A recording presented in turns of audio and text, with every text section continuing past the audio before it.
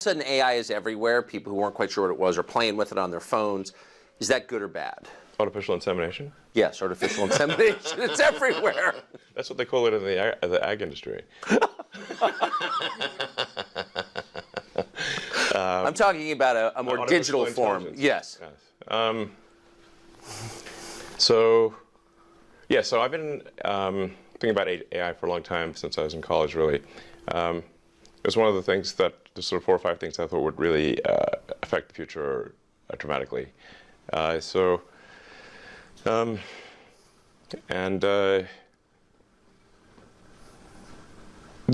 is fundamentally profound in that the smartest creatures, as far as you know, on this earth are humans, is our defining characteristic. Yes. We're obviously weaker than, say, chimpanzees and less agile, but we are smarter. So now what happens when something vastly smarter than the smartest person comes along in silicon form? It's very difficult to predict what will happen in that circumstance.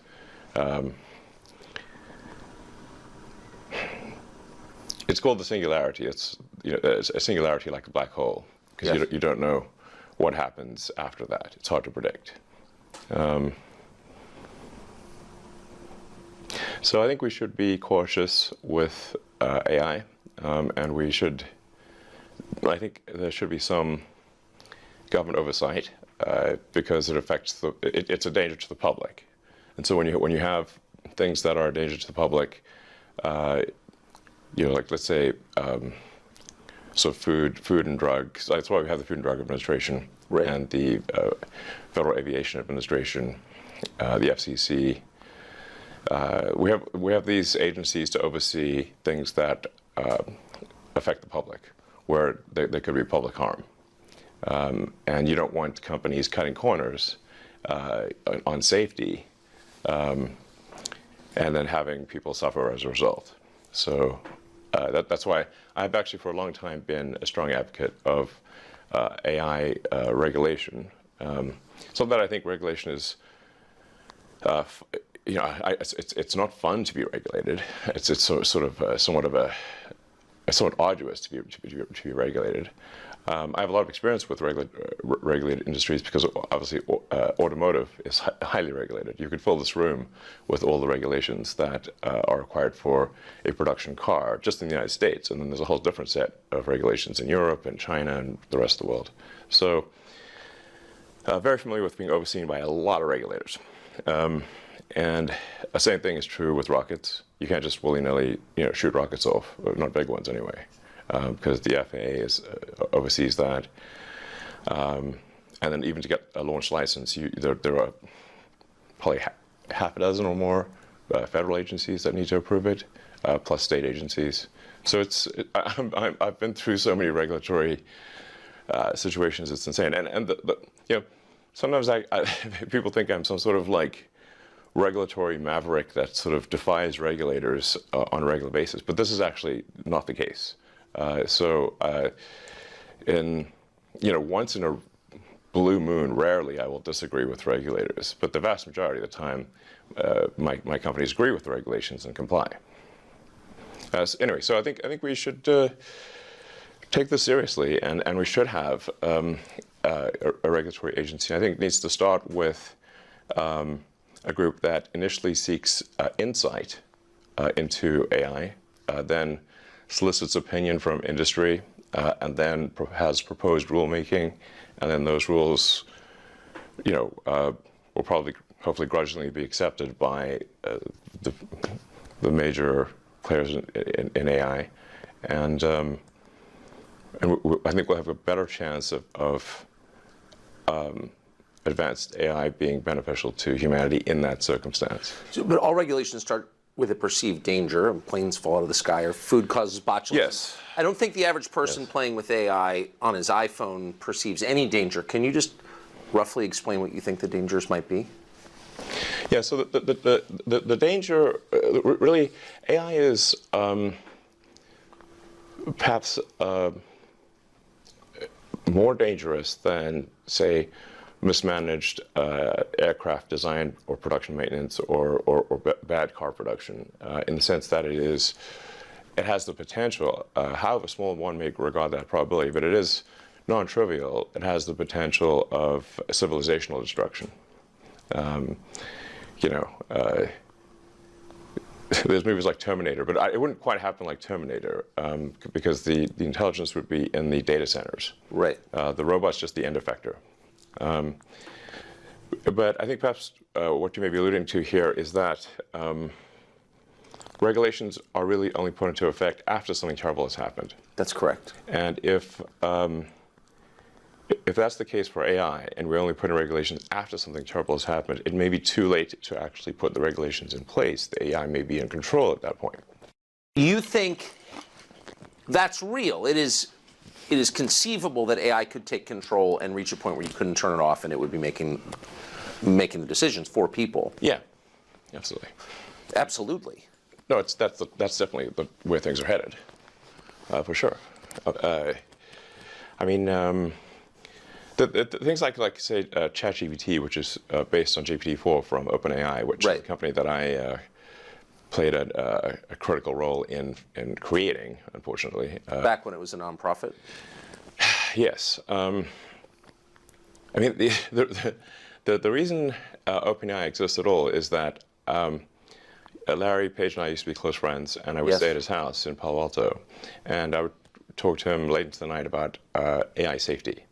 And at least my perception was that Larry was not taking AI safety seriously enough. What did he say about it? He really seemed to be want sort of digital superintelligence, basically digital God, if you will, as soon as possible. He wanted that? Yes. And he's made many public statements over the years that the whole goal of Google is what's called AGI, artificial general intelligence, or artificial superintelligence.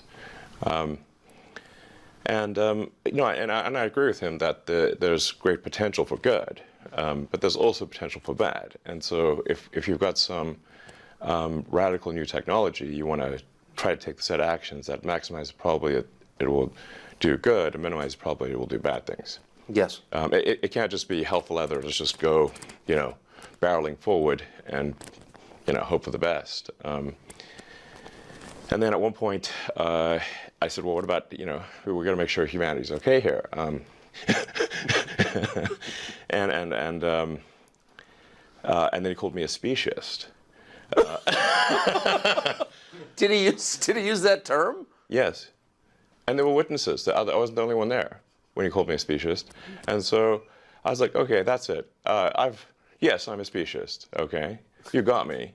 What are you? Yeah, I'm fully a speciesist. Busted. So that was the last straw. At the time, Google had acquired DeepMind, and so Google and DeepMind together had about 3/4 of all the AI talent in the world. They obviously had a tremendous amount of money and more computers than anyone else.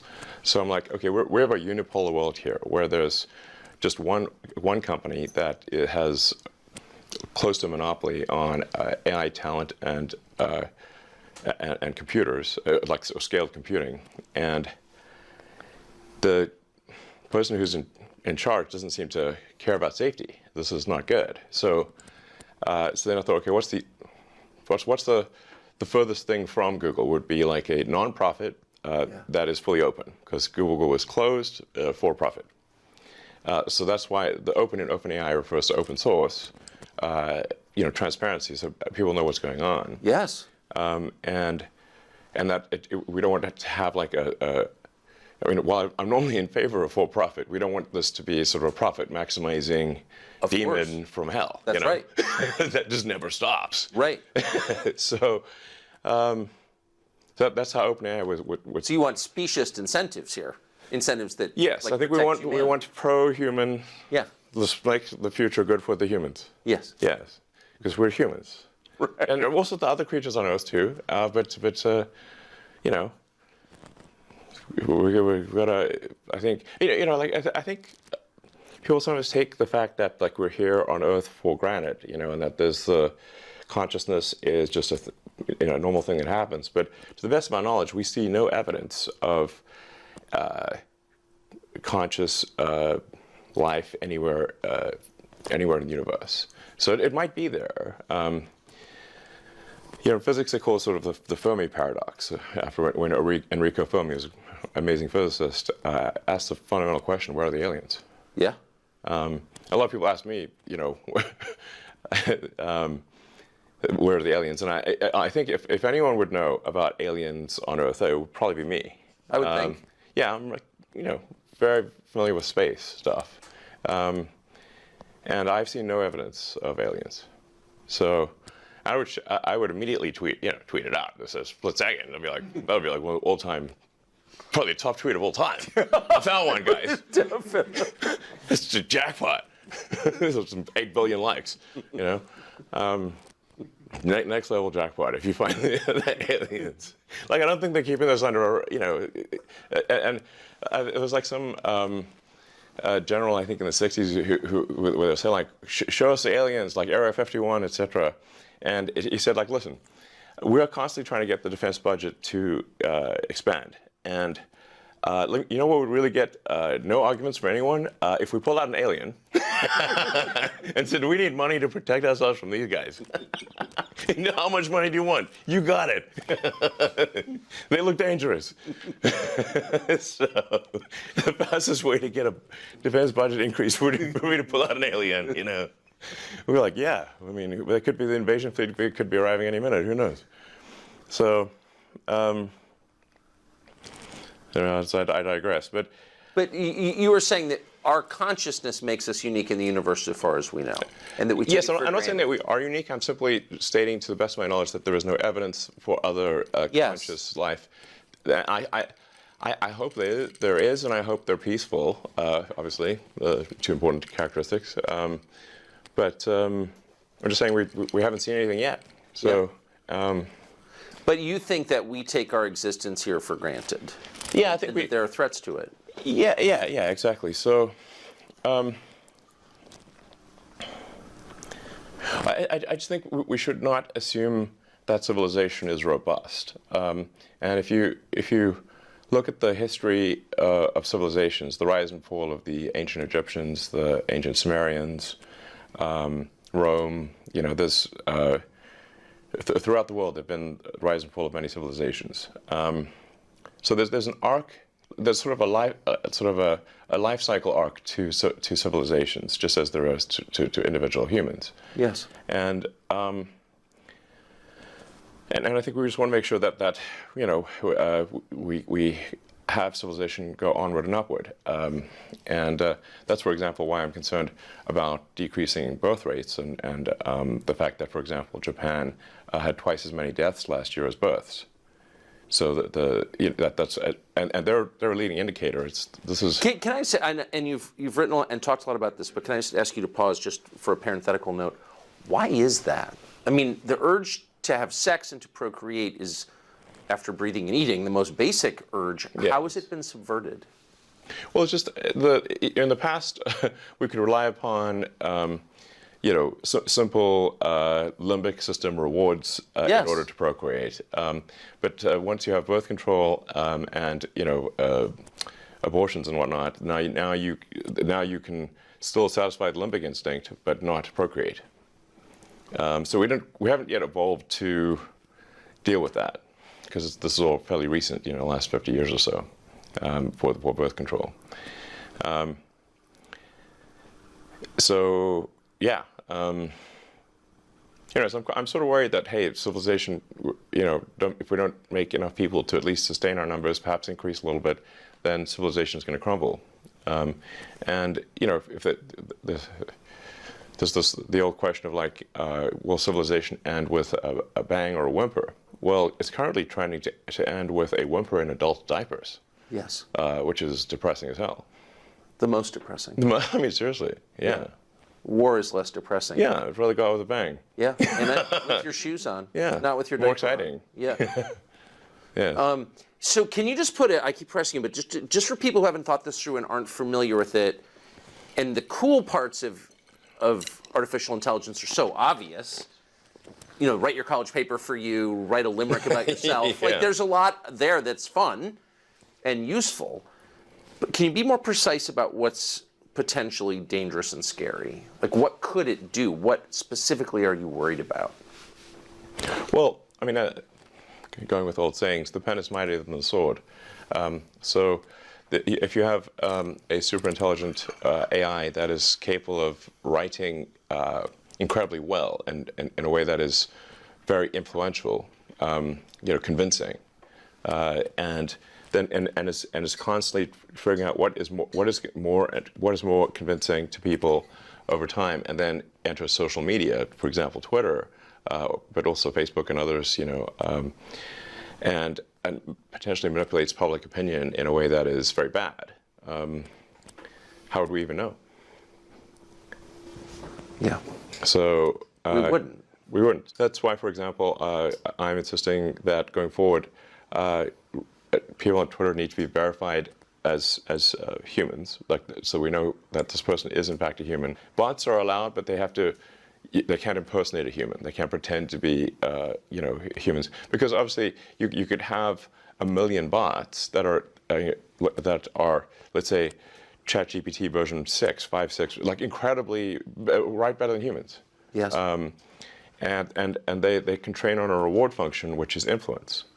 And so you could have 1 million seemingly real humans that have a massive effect on public opinion, and unless we focus very strongly on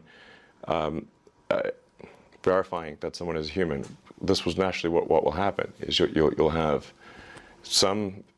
probably some humans using AI to influence the public in ways they don't understand.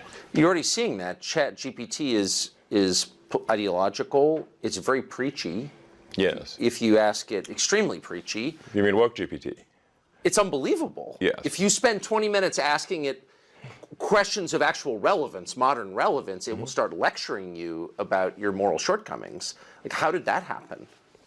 Well, this is a function of OpenAI's headquarters being in downtown San Francisco.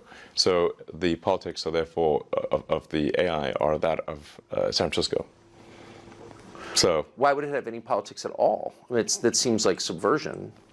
well, they have what's called like human reinforcement learning, which is another way of saying that they have a whole bunch of people that look at the output of GPT-4 and then say whether that's okay or not okay. And so so essentially what's happening is they're training the AI to lie. Yes. It's bad. To lie. That's lie. exactly right. And to Yes. withhold information. To lie and yes, yeah, exactly. To either comment on some things, not comment on other things, but not to say what the data actually demands that it say. Exactly. How did it get this way? I thought you funded it at the beginning. What happened? Yeah, well, that'll be ironic. But the most ironic outcome is the most likely, it seems. I'm stealing that. That's good. That's actually a friend of mine, Jonah, came up with that one. I actually have a slight variant on that, which is the most entertaining outcome is the most likely. But that's entertaining as viewed from a third-party viewer. Right. Like, so if we're like an alien From TV on show. high, yes. Yeah. Like you could go see a movie about World War I, and they're being blown to bits and they're gassed and everything in the trenches, and it's like you're eating popcorn and having a soda. It's fine. Not so great for the people in the movie. True. But that's my variant on this sort of Occam's razor. The simplest explanation is most likely. Jonah's variant, which is irony, and then my variant, which is the most entertaining as seen by a third-party audience, which seems to be mostly true. But it seems true in this case. So you gave them. Did you give them a lot? Yes, I provided. So I came up with the name and the concept, and pushed. Had a number of dinners around the Bay Area with some of the people, the leading figures in AI, and I helped recruit the initial team. In fact, the Ilya Sutskever, who was really quite fundamental to the success of OpenAI, I put a tremendous amount of effort into recruiting Ilya, and he changed his mind a few times and ultimately decided to go with OpenAI. But if he had not gone with OpenAI, OpenAI would not have succeeded. So, I really put a lot of effort into creating this organization to serve as a counterweight to Google, and then I kind of took my eye off the ball, I guess, and they are now closed source, and they are obviously for profit, and they're closely allied with Microsoft. In effect, Microsoft has a very strong say, if not directly controls OpenAI at this point. So you really have an OpenAI Microsoft situation, and then Google DeepMind are the two sort of heavyweights in this arena. So it seems like the world needs a third option. Yes. So I think I will create a third option, although it's starting very late in the game, of course. Can it be done? I don't know. I think we'll see. It's definitely starting late, but I'll try to create a third option, and that third option hopefully does more good than harm. Like the intention with OpenAI was obviously to do good, but it's not clear whether it's actually doing good or whether it's.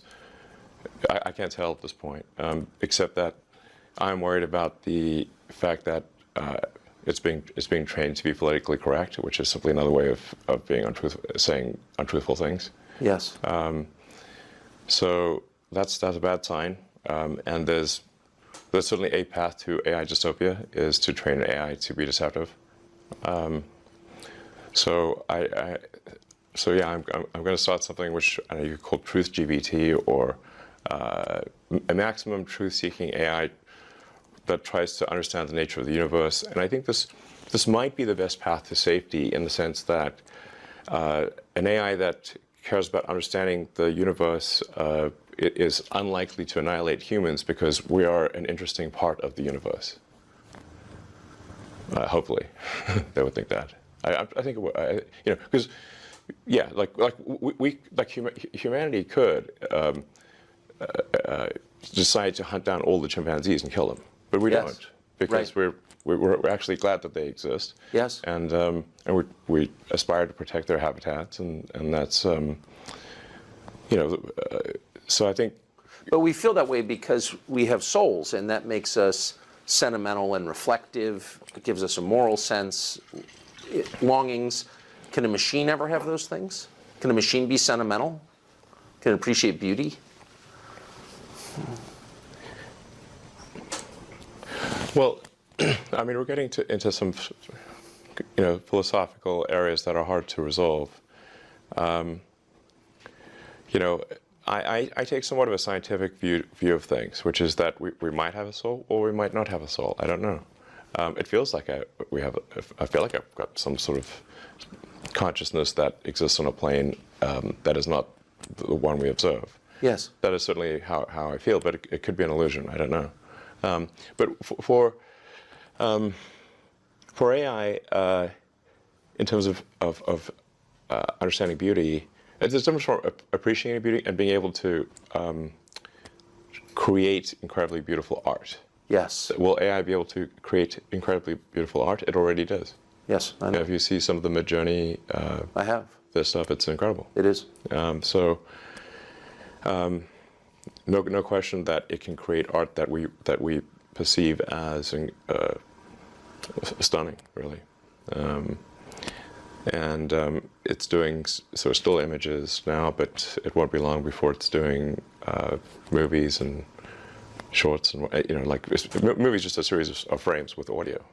But at that point, because it can mimic people and voices, any image, it can mimic reality itself so effectively. Yeah. I mean, how could you have a criminal trial? I mean, how could you ever believe that evidence was authentic, for example? And I don't mean like in 30 years, I mean like next year. I mean, that seems totally disruptive to to all of our institutions.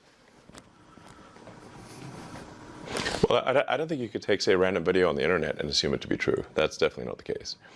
Now, if somebody, say, has some video on their phone or their computer with a date stamp and a particular time, I think, you know, it's more likely to be true than not. You can also cryptographically sign things.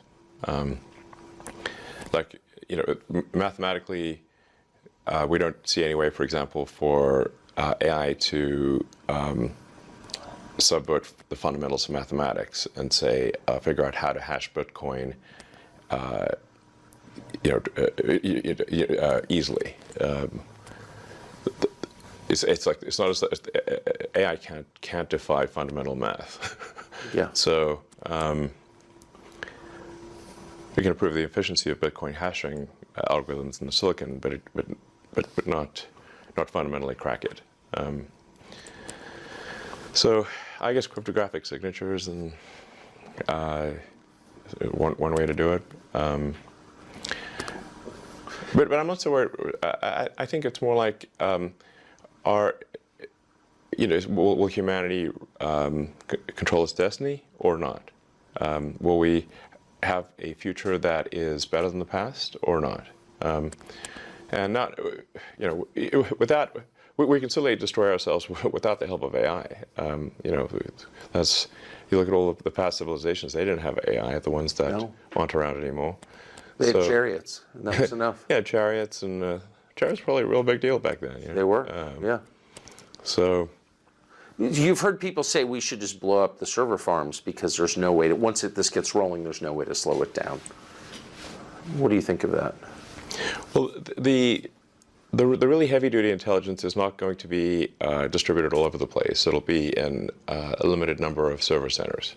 If you say very sort of deep AI, heavy-duty AI, it's not going to be in your laptop or your phone. It's going to be in, you know, a situation where there's like 100,000 really powerful computers working together in a server center. So it's not like subtle, and there are a limited number of places where that can happen.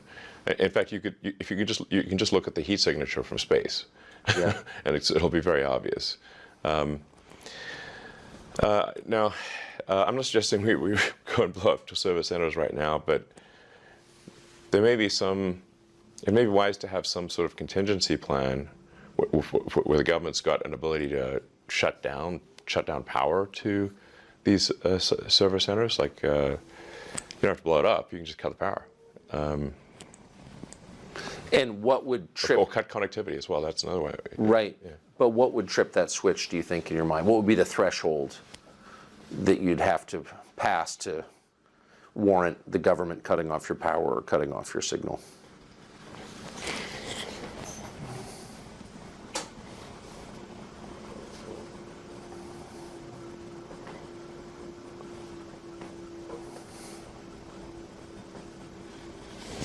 Well, I mean, I guess if we lost control of some super AI, like for some reason, like the things that would normally work to do a passive shutdown, like the administrator passwords, if they somehow stop working,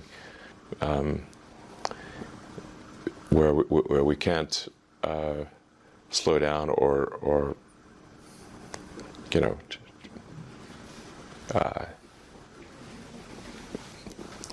I'm not sure, I don't have a precise answer, but if there's something that we're concerned about, and are unable to stop it with software commands, then we probably want to have some kind of hardware off switch. Yes. I think, you know, can't hurt. Have you talked to, since you know Larry Page, one, and you obviously you know the OpenAI guys because you started it. Definitely have one. Have you talked to the people who run the biggest AI companies about this recently? I haven't talked to Larry Page in a few years because he got very upset with me about OpenAI. So when OpenAI was created, it did shift things into from a unipolar world where Google and DeepMind controlled, you know, like I said, 3/4 of all the AI talent, to where there's now sort of bipolar world, or OpenAI and Google DeepMind, and and now weirdly it seems OpenAI is maybe ahead. So, I have had conversations with the OpenAI team and Sam Altman. I haven't talked to Larry Page because he doesn't want to talk to me anymore for a few years. Can I ask you just about, since you've been around a lot of this, the thinking? So why would anyone not be a speciesist, be human-centered in his thinking about technology? Like, what's the thinking there? I think what he's trying to say is that, if I were to guess, that all consciousness should be treated equally, and whether that is digital or biological.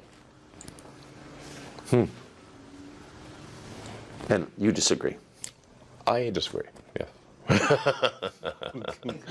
Especially if the digital consciousness, or whatever you want to call it, digital intelligence, decides to curtail the biological intelligence. Right. So you're just building your own slave master, and why would you do that? Doesn't sound great.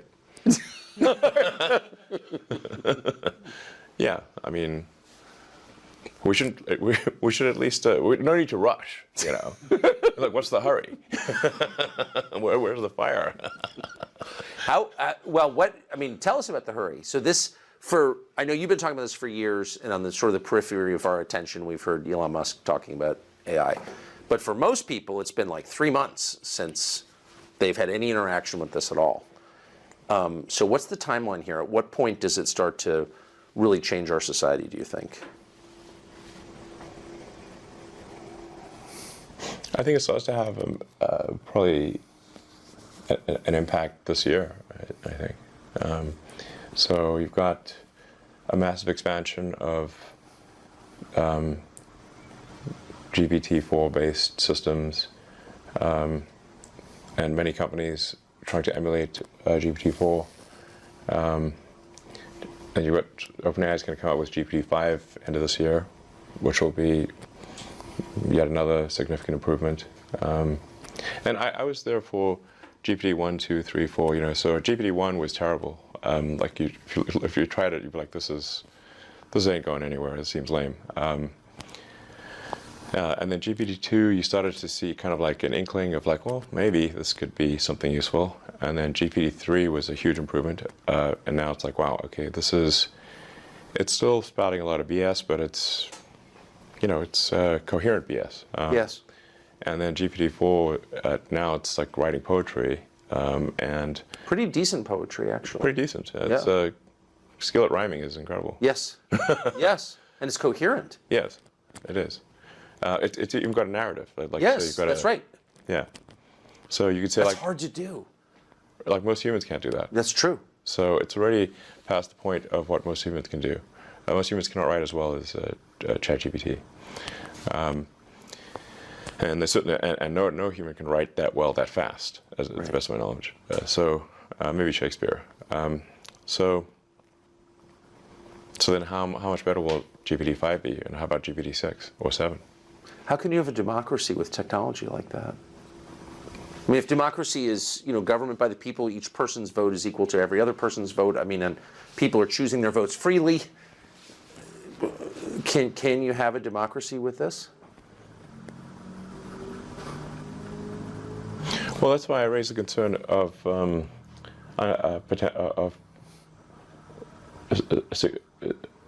AI being a significant influence in elections. And even if you say that AI doesn't have agency, well, it's very likely that people will use the AI as a tool in elections. And then, if the AI is smart enough, are they using the tool, or is the tool using them?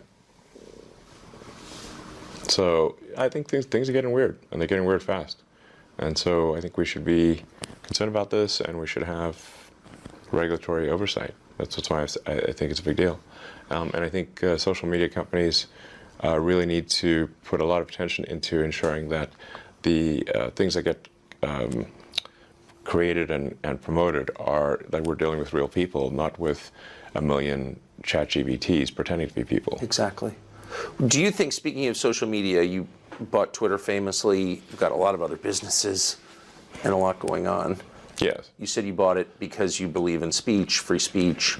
You've had a lot of hassle since you bought it. In retrospect, was it worth buying it?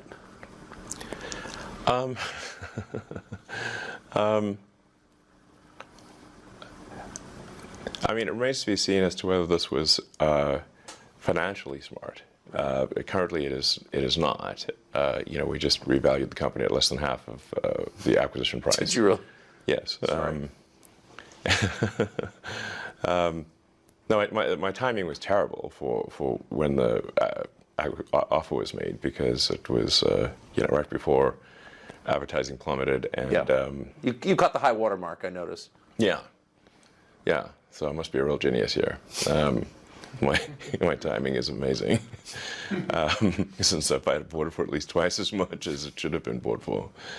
But some things are priceless, and so whether I lose money or not, that is a secondary issue compared to ensuring the strength of democracy, and free speech is the bedrock of a functioning democracy. Yes. And the speech needs to be as transparent and truthful as possible. So we've got a huge push on Twitter to be as truthful as possible. We've got this community notes feature, which is great. It is great. It is awesome. Yeah. And it's like, I saw it this morning. yeah. It was far more honest than the New York Times. It's great. Yeah. We put a lot of effort to ensuring that community notes does not get gamed or have biases. It is simply cares about what is the most accurate thing. And sometimes truth can be a little bit elusive, but you can still aspire to get closer to it. Yes. And so, and I think the effect of community notes is more powerful than people may realize, because once people know that they could get noted, community noted on Twitter, then they'll think more carefully about what they say. They are likely. It's an encouragement to be more truthful and less deceptive. Yes, and if the notes themselves are truthful, then it will have the effect. Absolutely. And all of that is open source. All the community notes is open source. So you can read about every community note. You can see exactly how the algorithm works. You can register, say like, oh, we need to make this change or that change. So everything is super open book with community notes. There's no black box. When you jumped into this, though, when you bought it, did you understand? Well, clearly you understood its importance. You wouldn't have bought it. Twitter, yes. Right. But it's not the biggest, but it's the most important of the social media companies. But did you understand the kind of ferocity you'd be facing, the attacks you'd be facing from power centers in the country? I thought there'd probably be some negative reactions, yes. So I'm sure everyone would not be pleased with it. But at the end of the day, if the public is happy with it, that's what matters. And the public will speak with their actions. If they find Twitter to be useful, they will use it more. And if they find it to be not useful, they will use it less. If they find it to be the best source of truth, I think they will use it more. So that's my theory. And so even though, now there's obviously a lot of organizations that are used to having sort of unfettered influence on Twitter that no longer have that. Well, you stripped the New York Times of their badge this morning, and then you called them diarrhea. You called them. You did. I'm just quoting you. You described their Twitter feed as diarrhea. I said it was the Twitter equivalent of diarrhea. Okay, it's not literally diarrhea, but no, it's it's a metaphor, but an accurate one. So, I mean, if you look at the at NY Times Twitter feed, it's unreadable. It's like because what they do is they tweet every single article, even the ones that are boring, even ones that don't make it into the paper. So it's just nonstop, zillion tweets a day with no. They really should just be saying like, what are the top tweets? Yes. Yeah, like, what are the big stories of the day? I don't know. Put out like 10 or something. So some number that's manageable. As opposed to right now, if you were to follow NY Times on Twitter, you're going to get barraged with like hundreds of tweets a day. Yeah. And your whole feed will be filled with NY Times. So. This is something I would recommend actually for all publications, which is for your primary feed, only put out your best stuff. Don't put out everything. You could have a second feed that is here's everything, but have your primary feed be here's our best stuff. If any media organization or individual, have don't put out hundreds of tweets a day. Just put out like 10 good ones, or 5 good ones, and if it's a slow news day, don't put out any. Maybe put out 1 or 2. Yeah. But don't try to say we're always going to put out 100 tweets, even if if it's World War III or a bicycle accident was the biggest news. It's got to be like news that it's got to earn someone's attention. Yes. So just in general, I think I know a thing or two about how to use Twitter because I was the most interacted with account on the whole system before the acquisition. Before the acquisition closed, I didn't have the most number of followers, but I had the most number of interactions, and so I clearly know something about how to use Twitter. And so people should listen to my advice, I think. People's attention is limited, so just make sure you put the stuff that's most important there. So because, you and people like you do interact on Twitter, it's obviously enormously powerful in shaping public opinion. It's where a lot of ideas and trends are incubated. Yeah. That's why you Absolutely. bought it. It's also a magnet for intel agencies from around the world. And yes. One of the things we learned after you started opening the books is that they were exerting influence from within Twitter. I mean, it was absurd. Did you know that going in? No. So things like I have a. Since I've been a heavy Twitter user since 2009, it's sort of like I'm in the matrix. I mean, I can see like things. Do things feel right? Do they not feel right? What tweets am I being shown as recommended? I get a feel like what accounts are making comments. Where are the comments eerily similar? Yeah. And then you look at the account, and it's just obviously a fake photo, and it's just obviously a bot cluster Yes. over and over again. So this is actually so I started to get like just more and more uneasy about the Twitter situation, and my initial goal was actually not to acquire Twitter. I mean the actual sequence of events was that I was looking at. I held a Twitter poll to say, like, should I sell some of my Tesla stock? Because I was getting, a couple of years ago, I was getting attacked a lot for like allegedly not paying taxes. Now I've actually paid a tremendous amount of taxes. Now, there was 1 year I didn't pay taxes because I had overpaid taxes in the prior year. and when they had that like IRS leak BS, they knew that I had overpaid taxes in the prior year, but they said, "Oh, Elon Musk didn't pay taxes in 2017 or whatever it was," and I was like, "But you know that the reason I didn't pay taxes is because I overpaid the prior year. You didn't mention that, so that was deceptive." Anyway, so but the Elizabeth Warrens of the world and Bernie Sanders like saying, "Oh, I'm not selling stock and I'm not paying taxes," so I'm like, look, I don't know what the right thing to do is here. I thought the right thing to do was to not sell stock. The captain should be the last one to leave the ship. That's right. I thought I was doing the right thing by not selling stock, and now I'm being told I'm doing the wrong thing by clinging onto the stock and not paying taxes. So I held a Twitter poll to say, what do you guys want? Should I sell, 10% of my Tesla stock or not? I'll buy by the results of the poll. And that's like 60% of people said, yeah, you should sell 10%. So I did. So then I had a bunch of cash, and I'm like, what should I do with this? At the time, the Federal Reserve rates were super low, so it's just like sitting in the, I guess your checking account. Well, in the T-bill account, money market account, whatever. The whole banking thing is a whole separate subject. I know it's a little thing or two about finance,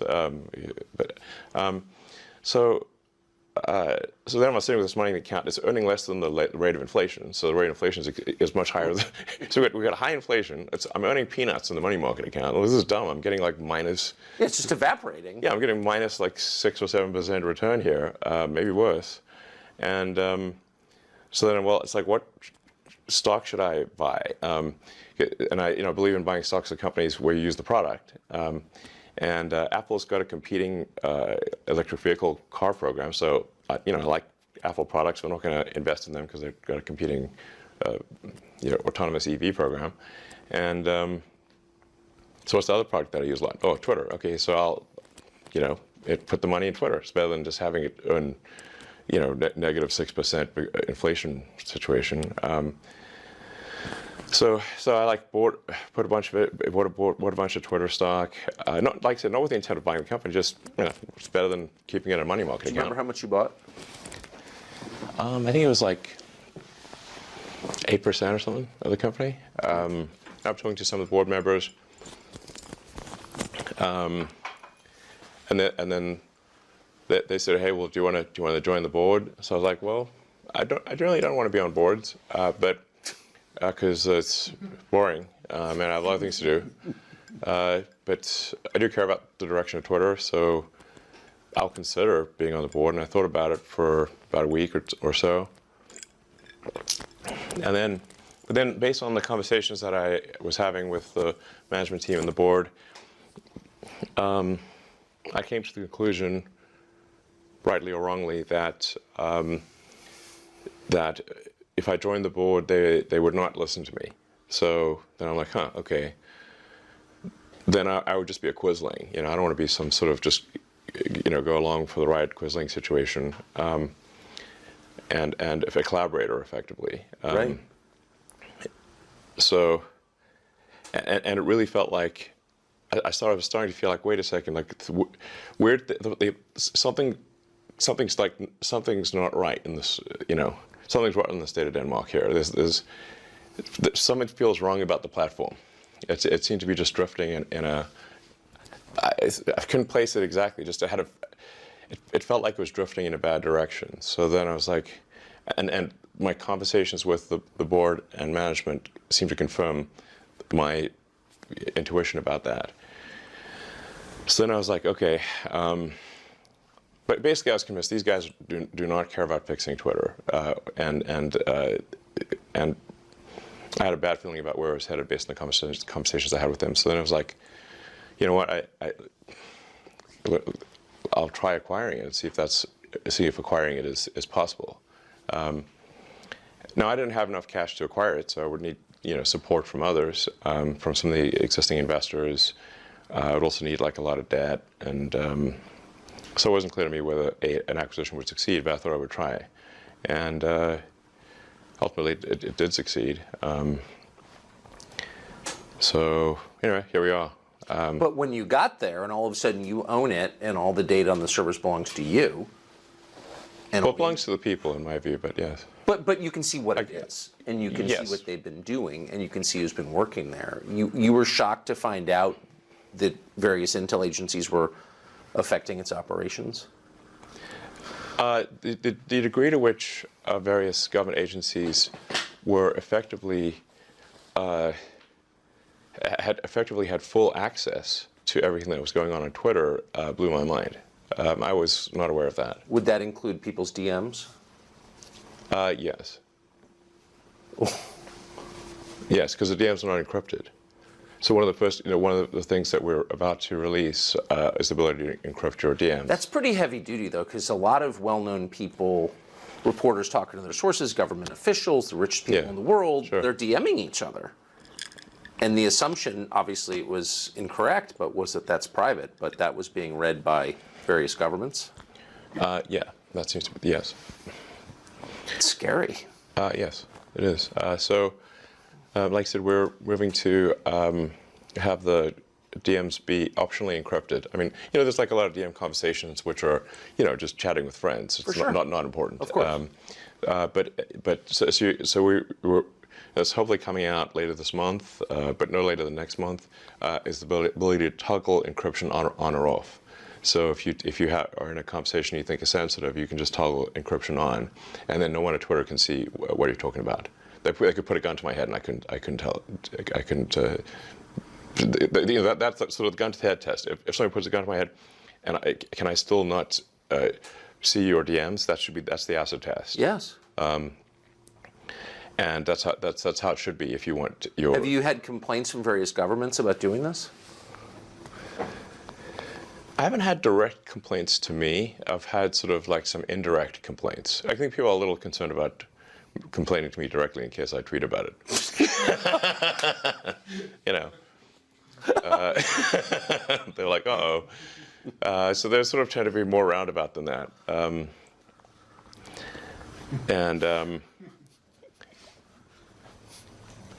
You know, I mean, if I got something that was unconstitutional from the U.S. government, I would say my reply would be to send them a copy of the, First Amendment, and just say like, what part of this are we getting wrong? You have a lot of government. You have a lot of government contracts. What part of this are we getting wrong? Please tell me. I mean, it's a pretty. No, I'm just saying. But you're kind of exposed in your other businesses. So this is just in case our viewers aren't following this. This is not. You're not just like a journalist taking a stand on behalf of the First Amendment. You're a guy with big government contracts, giving the finger to the government in some way. No, well, am I giving the finger to the government? I think that there. I'm not someone who thinks that the government is just sort of evil. Right. It's a large bureaucracy. There are people in government who are human beings, and they're people with good motivations, occasionally bad motivations. With rare exception, the people that I know in government have good motivations and just want to get their job done, and they actually believe in the Constitution, and so I think my opinion is actually most people in the government are good. That's heartening to hear. Yeah, it's rare for me to find someone in the government who I think is perhaps not good, but at the highest level of the agencies, there are political appointees, as you know, and the political appointees will have a political agenda, and so at the highest levels of the various government agencies, there is the ability to put a sort of a political thumb on the scale, even if the people operating the agencies don't agree with that. So that's something to be concerned about. I'd say I'd be more concerned about political appointees, I think, than the sort of people, the career people. That's been my experience, at least. Do you think Twitter will be as central to this presidential campaign as it was in the last several?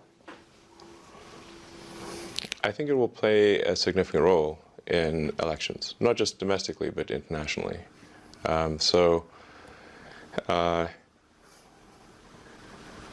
goal of New Twitter is to be as fair and even-handed as possible, so not favoring any political ideology, but just being fair at all. Why doesn't Facebook do this? I know that Zuckerberg has said, and I take him at face value, that he, I do actually in this way, that he is a kind of old-fashioned liberal who doesn't like to censor. He has, but like, why wouldn't a company like that take the stand that you have taken, which is pretty rooted in American traditional political custom, for free speech?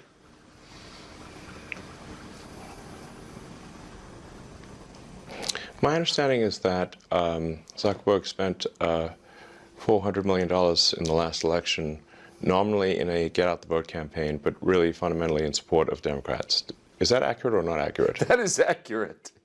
Yes. Does that sound unbiased to you? No, it doesn't. Yes.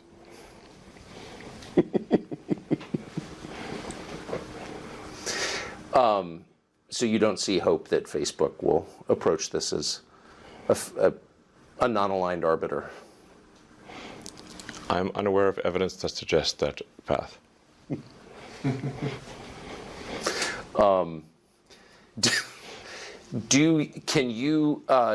You've allowed Donald Trump back on Twitter. He hasn't taken you up on your offer because he's got his own thing. Right. Do you think he will go back on Twitter? Well, that's obviously up to him. My job is to, I take the freedom of speech just very seriously. So it's I didn't vote for Donald Trump. I actually voted for Biden. People think I'm some sort of hardcore, certainly some of the media try to paint me as like far right or whatever. I'm right. The only time I've ever even voted Republican was once because I registered to vote in South Texas. It was for a Mexican-American woman for Congress. That's literally the only Republican vote I've ever cast in my entire life. Yeah. Once. So, not saying I'm a huge fan of Biden, because I would think that would probably be inaccurate. But we have difficult choices to make in these presidential elections. It's not. I would prefer, frankly, that we put someone, just a normal person, as president, a normal person with common sense, and whose values are smack in the middle of the country. Center of the normal distribution, and I think that would be great. I agree. I agree with that. And everyone would be happier. Would you run? Like, why wouldn't you run? I was born here, so. Oh, of course you weren't. Yeah. I'm a technologist also. I'm not a politician, so it's not like I think we have made maybe being president not that much fun. To be totally frank. Yeah. It is by design a relatively weak role. Because it's intended to be balanced by the House and the Senate and the judiciary. So it's not like if you're prime minister in England or Canada, you have far more power than if you're president, because it's like being Speaker of the House and being president. President's like deliberately weak in order to avoid creating a king-queen situation. But you get dumped on all day, no matter what you do, and everything you do is scrutinized, and your life is not your own. And if you any skeletons you've got in the closet will be trotted out and paraded down Main Street, and even if they don't exist, they'll make them up and fake whatever. Politics is a blood sport. Yeah. So it's not something I'd want to do. So I got one last thread that you alluded to. You said, "Don't get me started on the banks." So you've seen a couple regional bank collapses. Yeah. And we've been told that's not a big deal, that these are isolated and each one collapsed for unique reasons. It's not systemic in any sense. What's your sense of the stability of the American banking system? Well, it's actually at this point a global banking system problem. It is.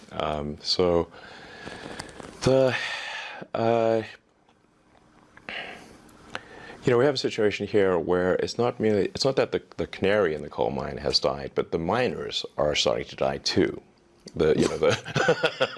So, Silicon Valley Bank collapsing overnight is one hell of a big canary. It's more like a turkey. I mean, it's not like some small fry thing.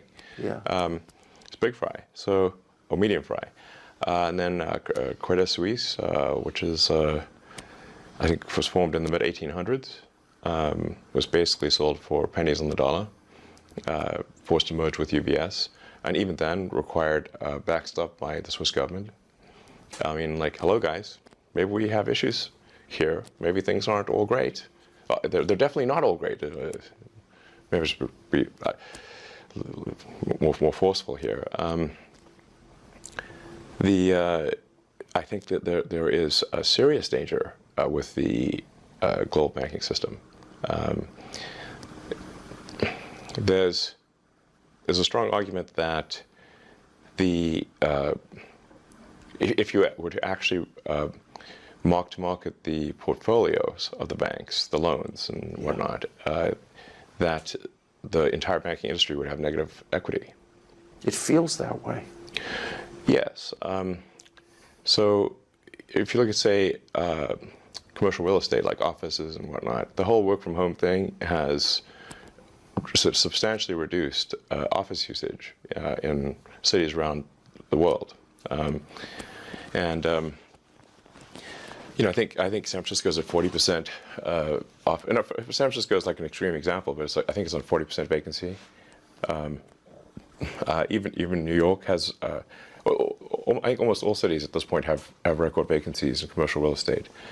So now, the commercial real estate used to be something that was a grade A asset that if a bank had commercial real estate holdings, those would be considered the highest security, the safe, Sure. some of the safest, assets you could have. Now that is not the case anymore. One company after another is canceling their leases or not renewing their leases, or if they go bankrupt, there's nothing for the bank who owns that real estate to go after, because they're previously strong company, now dead. What do you go after at that point? So we really haven't seen the commercial real estate shoe drop. That's more like an anvil, not a shoe. So the stuff we've seen thus far actually hasn't even. It's only slightly real estate portfolio degradation, but that will become a very serious thing later this year, in my view. I think if we see, which we're likely to see, a drop in house prices because the interest rates are too high, and for most people when buying a house, they look at the monthly payment. Of course. If you're a 30-year mortgage, the vast majority of it is interest. So if the Fed rate is high, you have a high base interest rate. Effectively, the price you can pay for the house drops because you now have to pay more interest, which means that if you've got a fixed monthly payment, you can now afford to buy a house for less money. It effectively drops the prices of houses. Yes. This is the kind of thing that tends to accelerate, so that then you can get negative equity in the home market as well. And so if banks end up having loan losses in both their commercial and, well, they're definitely going to have loan losses in their commercial portfolio, but also in their mortgage portfolio, this is a dire situation. There is a solution to mitigate the magnitude of the damage here, which is for the Fed to lower the rate. But they raised the rate again. Now, if I recall correctly, which important caveat, I think the last time the Fed raised rates going into a recession was 1929. What happened next? Yeah, the Great Depression. The concern, I'm not telling you nothing you don't know, but the concern is if the Fed drops rates again, then inflation will accelerate, and you can't do that in an election year. So inflation is going to happen no matter what. Huh. If you increase the money supply, you get inflation. Right. So there's not some magical cure for getting rid of inflation, except to increase the productivity, the output of goods and services. So if you say like what is money? You've got these sort of it's basically numbers in a database that sum up to some total. Then you've got the output of goods and services of the economy, and as long as the ratio of money to ratio of goods and services stays, if that stays constant, you have no inflation. If you add more money, if you add money to the system faster than you increase goods and services, right, then you have inflation. So all of these COVID sort of stimulus bills were not paid for. They just generated more currency, more money was created because the federal government, the checks always pass, unless you hit a debt limit, which there's probably going to be some debt limit crisis later this year. But provided you haven't hit the debt limit, the federal government, unlike state governments or city governments or individuals, can simply issue more money, and that's what they did. I mean, as the old saying goes, there's no free lunch. So if you could just issue massive amounts of money without negative consequences, why don't we just take that to the limit, make everyone a trillionaire? They tried that in Venezuela. How'd that work out? Well, they had to eat zoo animals. Right. It's not good. You get to the point where sort of Weimar Germany type stuff, where you could bring in the cash to the store in a wheelbarrow. Yes. So there's no free lunch. There's not some ability to issue money and not have inflation. This is just, yeah. So the inflation will happen, and there's no fiddling with the Fed rate is not going to affect that really. But a high Fed rate can cause a lot of damage in shifting funds in the wrong direction. So the long-term return on, say, the S&P 500, I believe is, depending on how you count it, around 6%. So if the Fed real rate of return starts to approach what the long-term return is on the stock market, why would you keep any money in the stock market?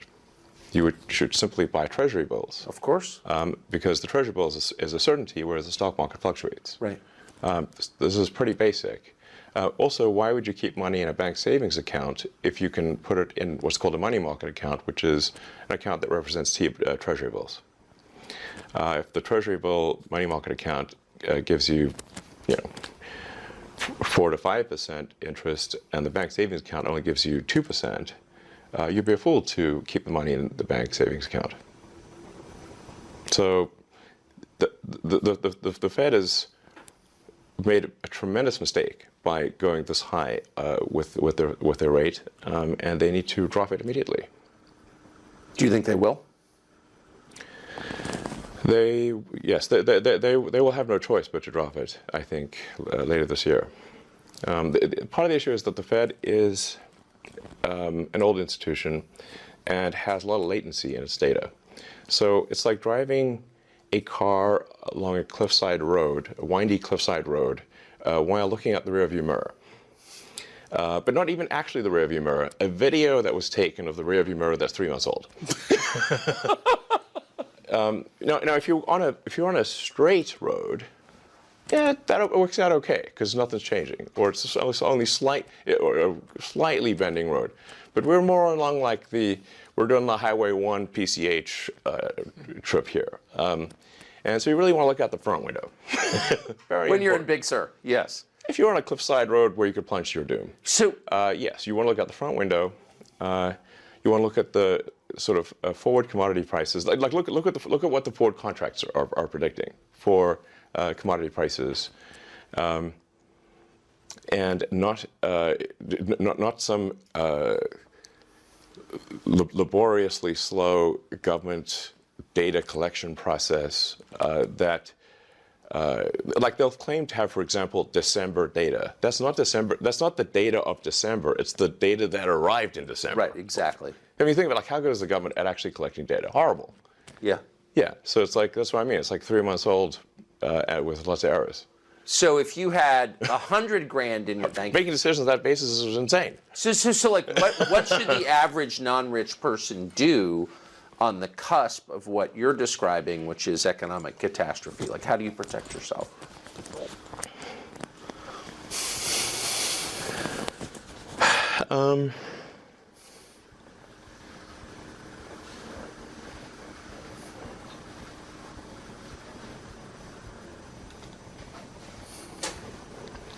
I think probably a smart move overall, and this is guidance that I think applies across the ages, is if there are companies in whose products you believe, buy and hold the stock, and when everyone else is panicking, then buy more, and when everyone else thinks that the stock is going to the moon, sell it.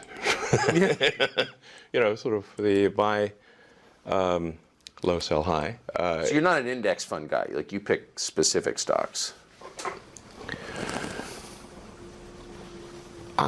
That's my. You have to say, like, what is the purpose of a company? Why should a company exist? A company exists is a group of people collected together to provide products and services. It's not a thing in and of itself. It's just a group of people that's like, it's hard if it was just one person making, you can make cupcakes yourself, but you can't make cars by yourself. Yes. Therefore, the value of a company is a function of the quality of the products and services that it has created and will create. And so if there's a company that you think, well, this company's got a lot of exciting products that I think are awesome. Their current products are good. That's probably a company to invest in, because that's the reason companies exist, to produce goods and services that you like. And so, no, I mean, there's some caveats here to make sure you're not like investing when it's like the hottest thing, you know, because then it's going to be at a temporary high. But you know, when it's not sort of at a weirdly temporary high, I think just generally looking at a company and saying, well, I like the products and services of that company, and I like where they're going, and the management seems sensible, and then I think buying and holding that stock is probably the right move. I'm probably doing that with a few companies. That's what I'd recommend. I think I mean, I could really go on at length about the financial system and the stock market and everything. But I mean, these days I think we've gotten a little too far into the index passive fund world. Like somebody at some point's got to make a decision. You know, I couldn't agree more. Yeah, and by the way, it's like betting on both red and black. I mean, it doesn't. Yeah. Well, betting on red and black in a casino situation where it could come up green, right, and you're bound to lose. Yeah. So the longer you play, the worse you do. Now, the stock market is kind of like the opposite of a casino, which is the longer you play, the more likely you are to succeed. That historically has been the case, and I think will continue to be the case. But it's really just important not to panic. If you buy a stock and you read something terrible in the newspaper, you want to just remember the news has got a negative bias. And think about, are the products of the company still sound? Does it have a good product roadmap? Do you believe in the management? If so, ignore what the press says. Or if the price drops when there's a negative article, buy the stock. So here's my last question, and you mentioned the press. You've been the subject of press coverage for like a long time. Sure. But very intense media coverage for the last year. Yeah, sure. Well, it seems that way anyway. Yeah. How has your opinion of the press changed?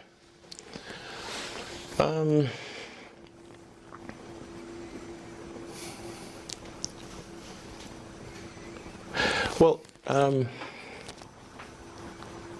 so my first company, way back in the day, in the sort of pre-Cambrian era of the internet or the World Wide Web, is up to, we actually helped bring a number of the media organizations online. So most newspapers are not online.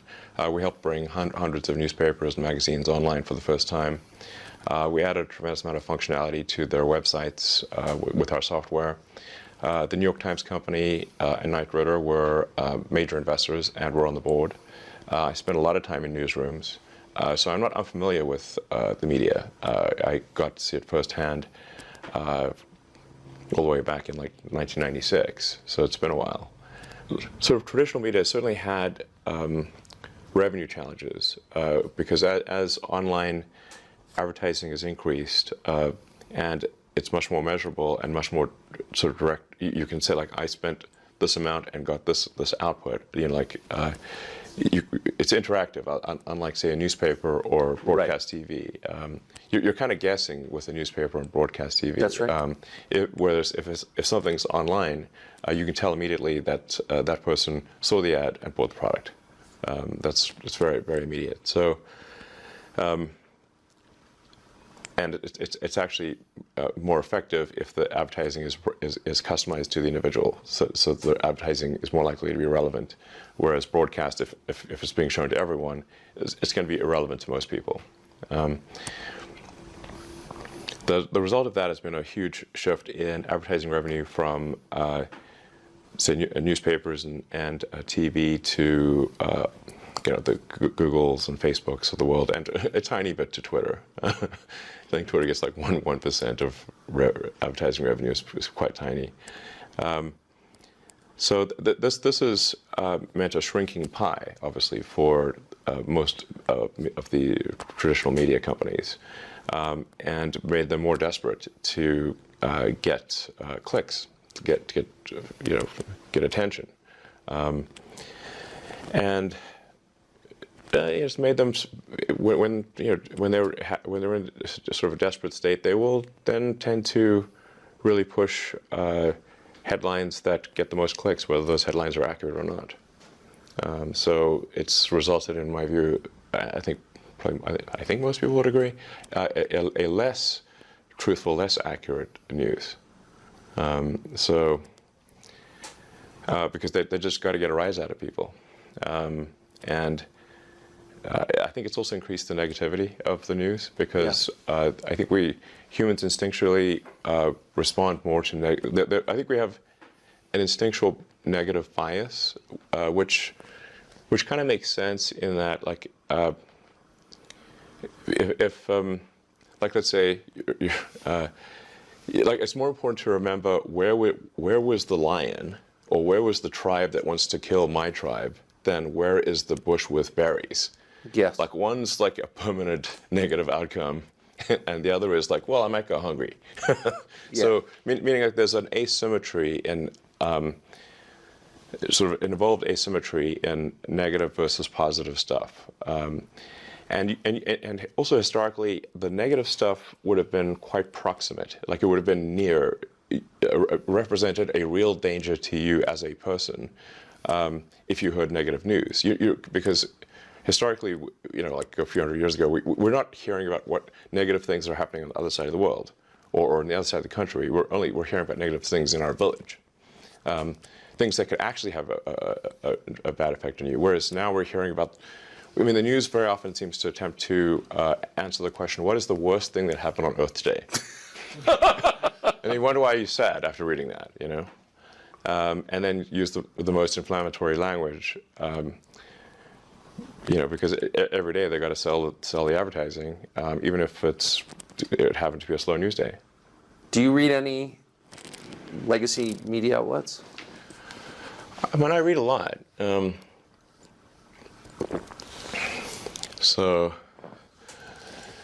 mean, I really get most of my news from Twitter at this point. It is the #1 news source, I think, in the world at this point. Yes. And thus all the more important that we strive to be accurate. And it's not just a question of accuracy, but we also need to allow the people to develop the narratives that are of interest to them. So it's possible for news to be technically truthful, but they're still deciding what the narrative is. Like let's say you wanted, let's say you took a photo of someone and they had a little zit. Now you could zoom in on the zit and make it look gigantic, like Mount Vesuvius, and it is still true that they have a zit. It's just not the size of Mount Vesuvius, and they, it doesn't properly reflect their face. Their face is not one giant zit. But you could say, like, well, it's true, but have they lied? They haven't. They've just happened to zoom in on the zit, and not look at the rest of the face, type of thing. So. What I'm saying is that that choice of narrative is extremely important, and at the point at which, if there's only, like, say, half a dozen editors-in-chief, or maybe even fewer than that, maybe it's only 3 or 4 that are deciding what the narrative is, what's going to be on the front page, then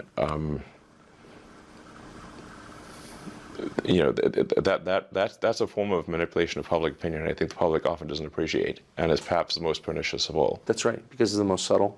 Yeah, it's the most subtle. They haven't said an untrue thing. They've just chosen what they're going to focus on.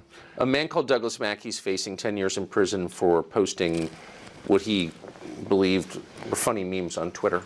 What do you make of that case? I don't know the details of that case. I've read a little bit about it. You probably know more about it than I do. But I certainly don't think someone should go to prison for a long period of time for posting memes on Twitter, in which case we're going to have a very, very full prison. And if we're talking about election interference, well, there's quite a few people that should be on trial for that. For far more serious crimes than memes on Twitter. Far more serious. Yes. The Twitter files kind of showed that, I think. Yes. So, unless this person really did, like I said, I don't know everything that was shown at the trial. Has he been convicted? Is this? Yes, he was convicted on Friday. Unanimous jury verdict? Yes. What was the venue? New York City. Okay. It was in Brooklyn, and it was a hung jury. And hung jury. It's not unanimous then. Well, the judge prodded the jury. Okay. And they reached unanimous guilty verdict. It'll be appealed. So, what percentage of your staff did you fire at Twitter? One of the great business stories of the year. I think we're about 20% of the original size. So 80% left. Yes. So. I mean, a lot of people voluntarily. Sure. But it's 80% are gone from the day you took over. That's correct. Yes. So how do you run the company with only 20% of the staff? It turns out you don't need all that many people to run Twitter. But 80%? That's a lot. Yes. If you're not trying to run some sort of glorified activist organization and you're not care that much about censorship, then you can really let go of a lot of people, it turns out. How many others, without naming names, but I had dinner with somebody who runs a big company recently who said, I'm really inspired by Elon. And I said, the free speech stuff? He goes, no, the firing the staff stuff. Yeah. How many other CEOs have come to you to talk about this? I spend a lot of time at work, so it's not like I'm meeting with lots of people. They see what actions I've taken, but I think we just had a situation at Twitter where it was absurdly overstaffed. So it wasn't like you look at say like what does it really take to operate Twitter? Most of what we're talking about here is a group text service at scale. Like how many people are really needed for that? And if you look at what has been the product development over time with Twitter, and you years versus product improvements, and it's like a pretty flat line. So what are they doing? It took a year to add an edit button that doesn't work most of the time. I mean, I feel like it was a comedy situation here. You're not making cars, it's very difficult to make cars or get rockets to orbit. So, the real question is like, how did it get so absurdly overstaffed? This is insane. So, anyway, and it's clearly working. In fact, I think it's working better than ever. We've increased the responsiveness of the system by, in some cases, over 80%. There's a core piece of code for generating the timeline, which is run literally billions of times a day. We've cut that code from 700,000 lines to 70,000 lines run. Yeah, and the code efficiency by over 80%. Like meaning how much compute is necessary to render the timeline. Yeah. By 80%. I mean, this is in 4 or 5 months, we've increased the video time from roughly 2 minutes, or best case 10 minutes, to now 2 hours. So you can put 2 hours of video on Twitter. We'll soon be increasing that to really where there's no meaningful limit. We've increased the tweet length from 240 characters to 4,000. We'll be increasing that to where there's, again, no meaningful length to, if you want to post a novel on Twitter, you should be able to do it.